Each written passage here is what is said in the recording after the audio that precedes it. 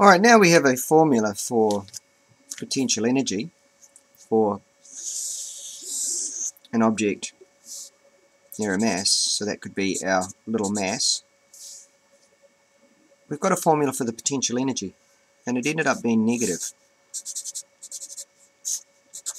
That was the potential energy at that point.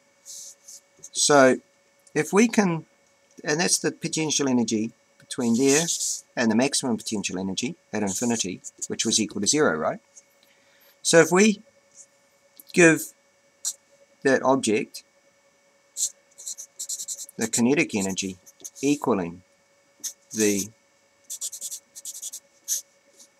potential energy, then hopefully we'll be able to figure out the escape velocity. Let's forget about the fact that it's actually negative. That's just a fairly arbitrary thing. Don't really have negative energy. It's just a relative type of thing that we're doing because we're able to find the energy at 0. So we've cancelled out the masses here, got rid of that negative, and said, what is it going to equal? We can bring the 2 up here, and we can say, okay, V is going to be equal to the square root of big G, M for the Earth, all over R, times 2.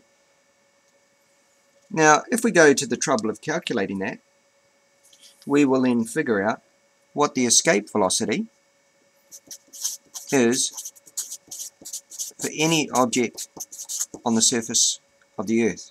Remembering R is from the center of the Earth. R in this case would be the radius of the Earth. So radius of the Earth is equal to 6.37 times 10 to the 6. And the mass of the Earth, I think that's the 5.98 times 10 to the 24. And you all know G, 6.67 times 10 to the minus 11. So using that information, you should be able to figure out the escape velocity. And it's not going to be dependent on the mass, because we're just looking at the velocity.